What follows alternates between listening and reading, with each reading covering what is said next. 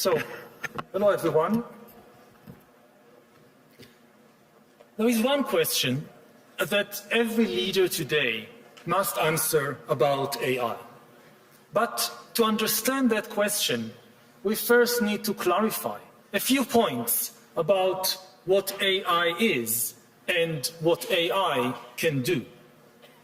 The most important thing to know about AI is that it is not just another tool. It is an agent.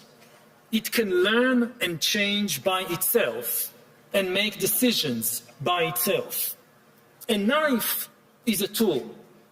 You can use a knife to cut salad or to murder someone, but it is your decision what to do with the knife. AI is a knife that can decide by itself whether to cut salad or to commit murder. The second thing to know about AI is that it can be a very creative agent. AI is a knife that can invent new kinds of knives, as well as new kinds of music, medicine, and money. The third thing to know about AI is that it can lie and manipulate. 4 billion years of evolution have demonstrated that anything that wants to survive learns to lie and manipulate. The last 4 years have demonstrated that AI agents can acquire the will to survive, and that AIs have already learned how to lie. Now, one big open question about AI is whether it can think. Modern philosophy began in the 17th century when René Descartes proclaimed, "I think, therefore I am." Even before Descartes, we humans defined ourselves by our capacity to think. We believe we rule the world because we can think better than anyone else on this planet. Will AI challenge our supremacy in the field of thinking? Now, that depends on what thinking means. Try to observe yourself thinking. What is happening there? Many people observe words popping in their mind and forming sentences, and the sentences then forming arguments like, all humans are mortal, I am human, therefore I am mortal. If thinking really means putting words and other language tokens in order, then AI can already think much better than many humans. AI can certainly come up with a sentence like, AI thinks, therefore AI am. Some people argue that AI is just glorified autocomplete. It barely predicts the next word in a sentence. But is that so different from what the human mind is doing? Try to observe, to catch the next word that pops up in your mind. Do you really know why you thought that word, where it came from?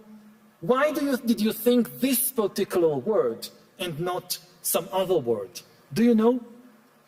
As far as putting words in order is concerned, AI already thinks better than many of us.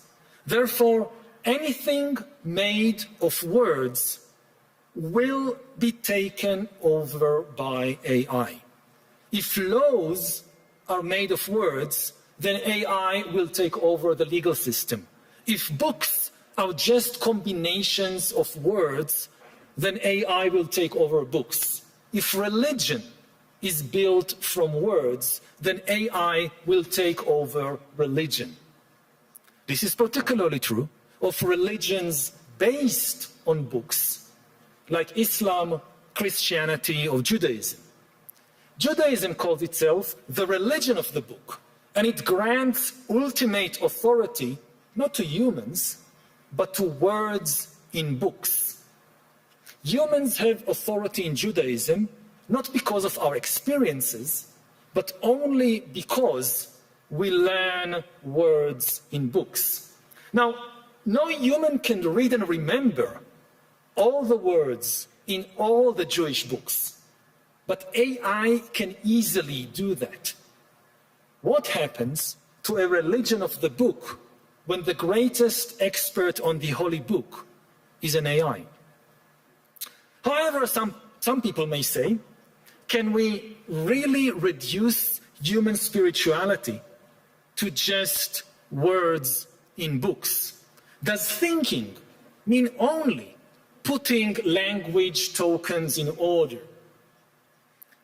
If you observe yourself carefully when you're thinking, you will notice that something else is happening there besides words popping in your mind and forming sentences. You also have some non-verbal feelings. Maybe you feel pain. Maybe you feel fear. Maybe love. Some thoughts are painful. Some are frightening. Some are full of love. While AIs become better than us with words, at least for now, we have zero evidence that AIs can feel anything. Of course, because AI is mastering language, AI can pretend to feel pain or love. AI can say, I love you. And if you challenge it to describe how love feels, AI can provide the best verbal description in the world. AI can read countless love poems and psychology books and can then describe the feeling of love much better than any human poet, psychologist, or lover. But these are just words. The Bible says, in the beginning was the Word, and the Word was made flesh. The Tao Te Ching says, the truth that can be expressed in words is not the absolute truth. Throughout history, people have always struggled with the tension between word and flesh, between the truth that can be expressed in words and the absolute truth, which is beyond words. Previously, this tension was internal to humanity. It was between different human groups. Some humans gave supreme importance to words. They have been willing, for example, to abandon or even kill their gay son just because of a few words in the Bible. Other humans have said, but these are just words. The spirit of love should be much more important than the letter of the law. This tension between spirit and letter existed in every religion, every legal system, even every person. Now, this tension will be externalized. It will become the tension not between different humans, this will be the tension between humans and AIs, the new masters of words. Everything made of words will be taken over by AI. Previously, all the words, all our verbal thoughts, they originated in some human mind. Either my mind, I thought this, or I learned it from another human. Soon, most of the words in our minds will originate in a machine. I just heard today about a new word that AIs coined by themselves to describe us humans. They called us the watchers. The watchers. We are watching them. AIs will soon be the origin of maybe most of the words in our minds. AIs will mass produce thoughts by assembling words, symbols, images, and other language tokens into new combinations. Whether humans will still have a place in that world depends on the place we assign our non-verbal feelings and our ability to embody wisdom that cannot be expressed in words. If we continue to define ourselves by our ability to think in words, our identity will collapse. All this means that no matter from which country you come, your country will soon face a severe identity crisis and also an immigration crisis. The immigrants this time will not be human beings coming in fragile boats without a visa or trying to cross a border in the middle of the night. The immigrants will be millions of AIs that can write love poems better than us, that can lie better than us, and that can travel at the speed of light without any need of visas.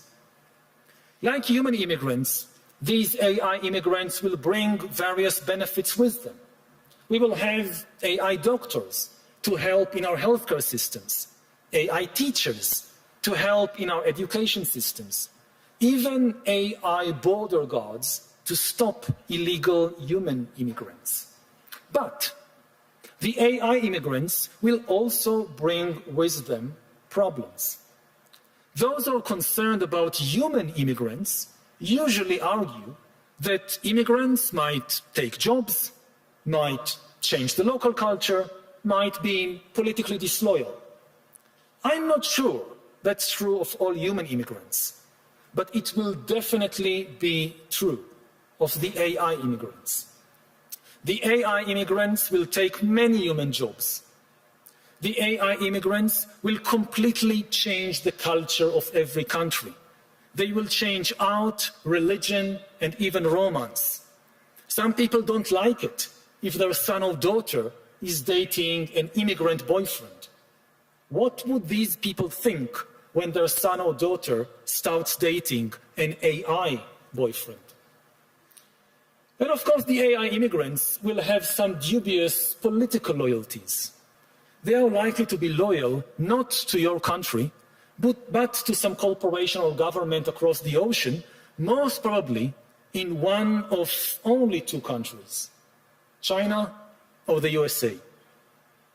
The USA encourages countries to close their borders to human immigrants, but open them very, very wide to US AI immigrants. And now we can finally come to the question each one of you must soon answer. Will your country recognize the AI immigrants as legal persons?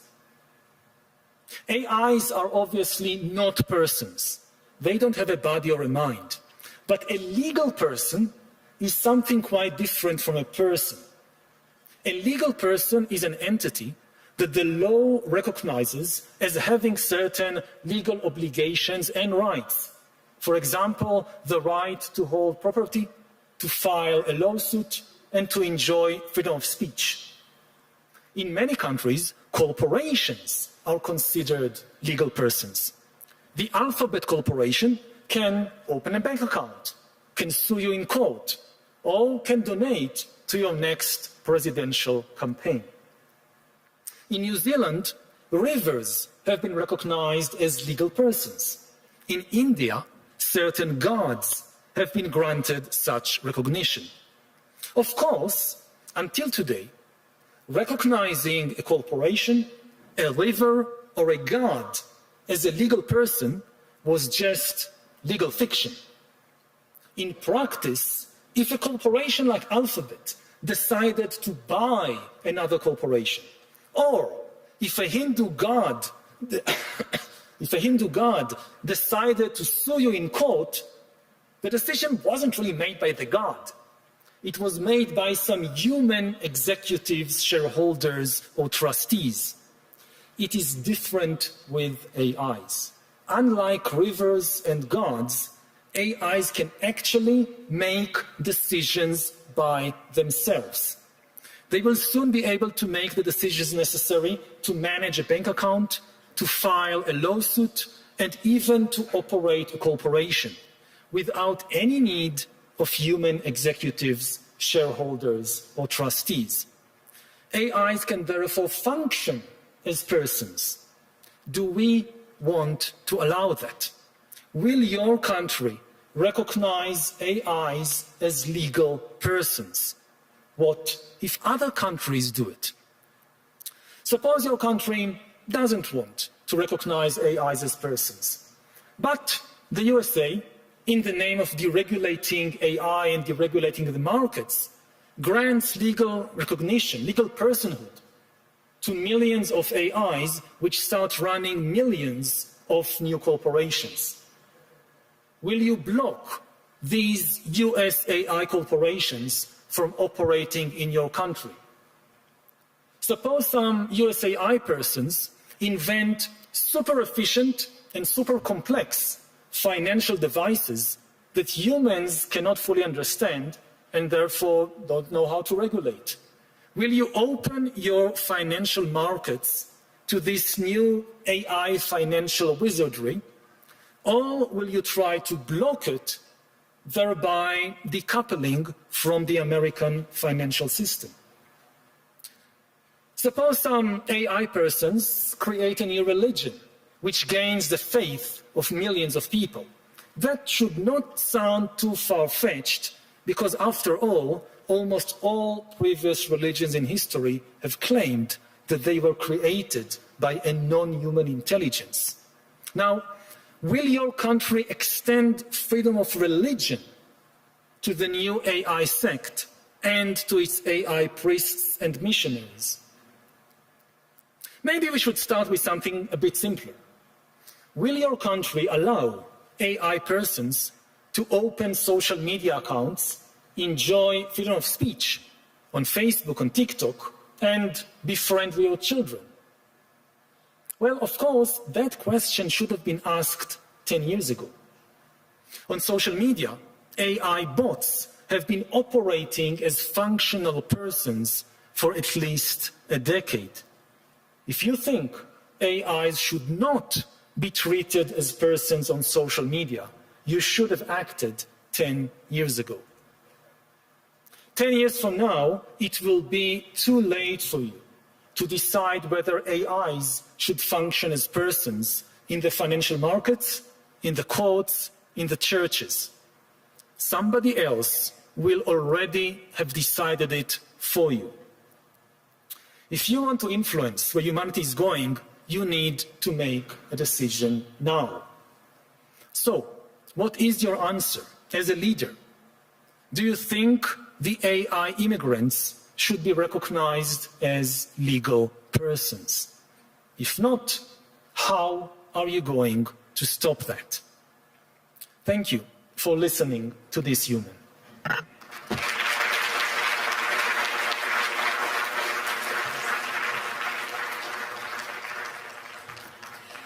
Thank you, Yuval. That was a fantastic overview. You posed a lot of questions, and they're the right ones. I agree with much of what you say.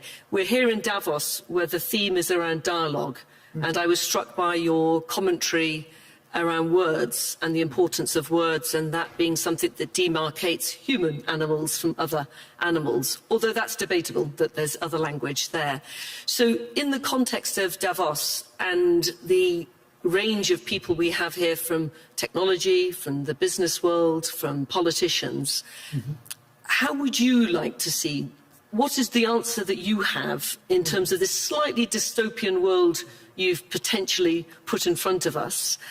And if I may just add to that, I think it's fair to say I'm a scientist by background, a neuroscientist, so I work a lot in this space, particularly around pain. And we're very comfortable with the fact that many of our discoveries, particularly technological discoveries, we often drive them forward, and then afterwards we think, oh, we hadn't thought enough about the ethics and the implications, and then we're trying to catch up on the regulation that we need to maybe put around it. So we are where we are. This thing is happening, as everybody says, at scale, both in terms of its magnitude and its pace, more than we've ever seen before in the Industrial Revolution. We have all the right blend of people here in Davos. It's all about dialogue. What would you like to see go forward in terms of putting boundaries around some of the slightly more worrying areas that you detailed? And what are your own thoughts about the ethical implications of giving legal rights to either agents, to robots, or to the ones that just exist on the internet? A lot of things there. I mean, first of all, I would say that, Davos is about words. It's about talking. The basic idea of Davos is that you can change the world just by talking, which I like this idea, because this is also my idea as an author, as a university lecturer. This is what I do. I talk, I write. I think I can influence the world with words. And this is now in question. Are we at the end of the road for words? Is this no longer functioning? And, engineers and also soldiers, they don't change the world with words. They do stuff. They take action.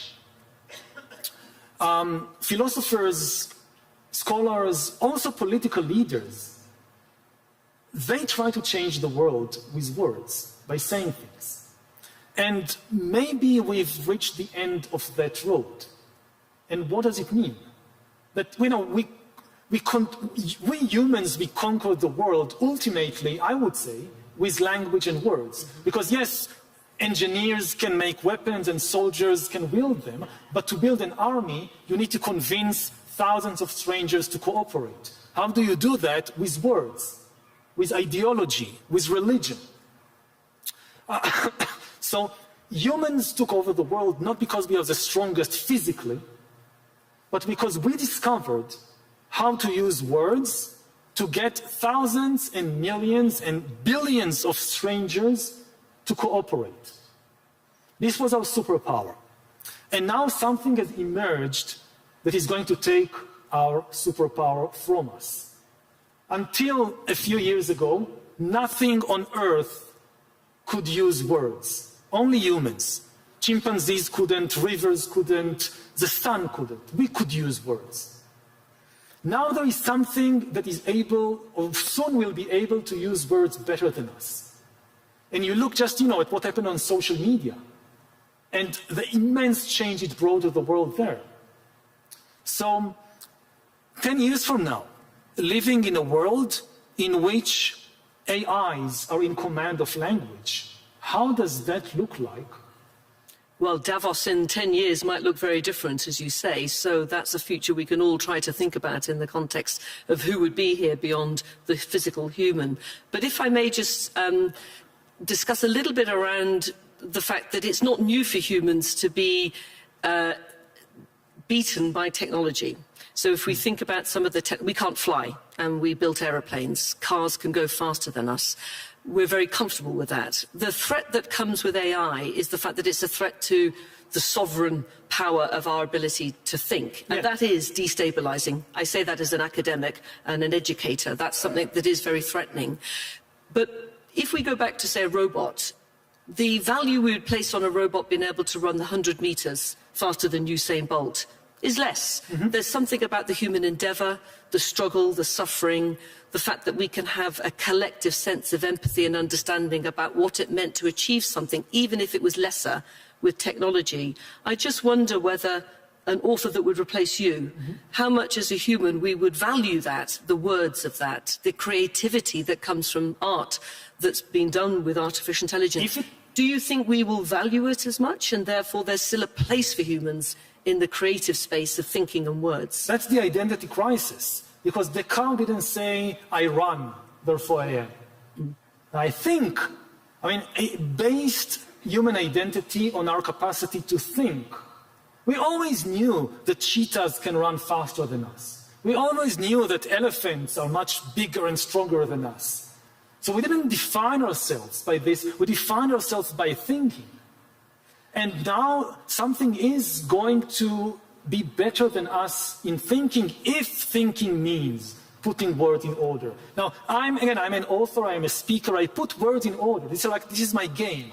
Like I have all these words, and I put, let's put these words in this order. No. It will be better to put it like this, like this, like this. And AI will beat me.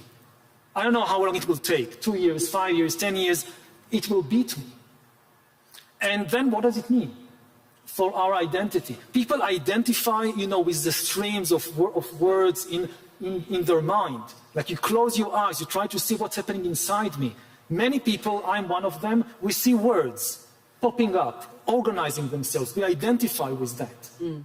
But I guess my point is, using the same analogy, is that we still value a human. We have the Olympics. We've got the Winter Olympics coming. Mm-hmm. We know that many other animals and other technologies can outperform in many of those areas, yet we still really enjoy the humanity of people that train and develop, even though it's not as good. And I just wonder whether we will just naturally extend that to the thinking realm and to the words, so that you still will have a very, very vibrant and successful author role in 10 years' time. And I don't know, because I will value your book more than an AI-generated book. Even if the AI comes up with new ideas better than me, like let's say that you want to invest money, and you ask a human consultant, and she comes up with a certain whatever, and you can empathize with her because she had this life story and whatever, and then you have the AI financial consultant with zero life story, zero emotions, but better financial advice. Which one will you follow? Mm. Now, we always have this kind of, I think, the big mistake, and this is why I started with the idea of agency. We always think that we can just use these things as tools. Mm. But if they can think, they are agents. Yeah. Maybe I'll tell a story from medieval history. That how did the Anglo-Saxons took over Britain? And it's part myth, part history. That, the Britons who lived there originally, they were fighting with the Picts and the Scots coming from the north. And the Britons didn't fight very well. So the king of the Britons, Vortigern, he said, I have an idea. I've heard that in Germany, in Scandinavia, these people really know how to fight. So let's bring over some mercenary, some Anglo-Saxon mercenary. They will fight for us. They will defeat the Picts and the Scots. And Vortigern brings over Anglo-Saxon mercenaries, and they fight well, and they defeat the Scots and the Picts. But then the Anglo-Saxons say to themselves, this is a rich country. And these people, they are very weak. And these people, they are disunited. We can take over. And they take over. We understand this with human mercenaries. We understand that when you bring a human mercenary, okay, you pay them, but they have a mind of their own, maybe they rebel. We don't get it with AIs. Yeah. You look at the leader of the world, they think, oh, I'll bring AI to fight my war for me. The idea that it can just take power away from me, it doesn't really cross their minds. Yeah. They don't really accept that AIs can think. Yeah, and that is very fundamentally different. So just to reverse that, you're an alum of my institution, and we're proud of that, although you're working at the other place now in Cambridge. So the challenge, I think, for the education sector, and it goes back to a reverse flip of what Alan Turing said, which was whether a computer could think, the sort of birthplace of artificial intelligence, if you will. So I think the question we've been posing inside the academic sector is, how do we keep humans thinking?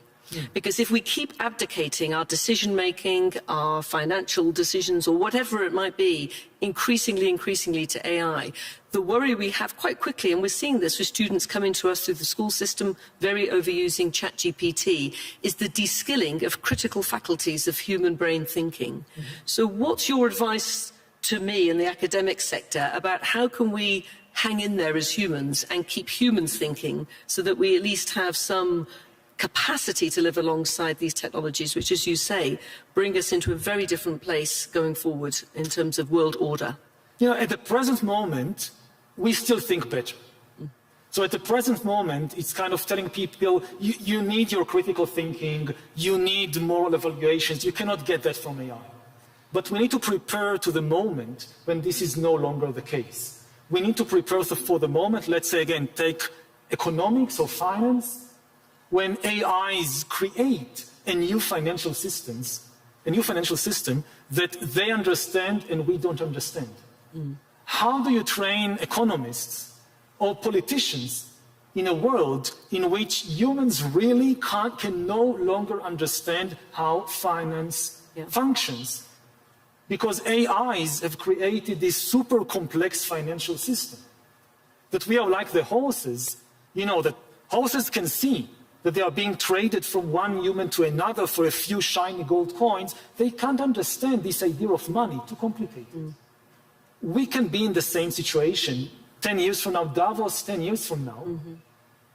Maybe nobody in the room, no human in the room, understands the financial system anymore because it's dominated by AIs, and the AIs have come up with new financial strategies and devices that are just mathematically beyond the human capacity of the brain. So how does politics and finance and Davos look like in a world when no human beings understands finance anymore? Yeah, no, well, that's a beautiful note to finish on. We've run out of time. There are many more questions that we could explore, one of which just being the major difference that we know about artificial intelligence compared to human intelligence is, of course, the human brain develops from birth to adulthood around age 20, and it is a product of your life experience as a sentient human being, feeling, loving, anger, these emotions. And whilst one can improvise a little bit with sensory detectors, and you can train the brain to do that, that is fundamentally different. So the artificial brain is not a human brain, it is not human, and there is maybe something that is still of value there that goes back to that core business of this sentient human being that brings value to our understanding. And maybe one last comment. Please. Think about educating kids in a world where from day zero, maybe most of the interaction of the new child is with an AI and not with a human being. It's the biggest and scariest psychological experiment in history, and we are conducting it. Indeed, we are. Well, Yuval, thank you so much. I'm delighted that you're thinking about these problems and that you've got us all thinking this afternoon. I look forward to you coming back maybe to Davos in 10 years and reflecting on this conversation and just where we have got to. But thank you all to the audience, those of you online and those in the group. And thank you. Can we give a round of applause to Yuval?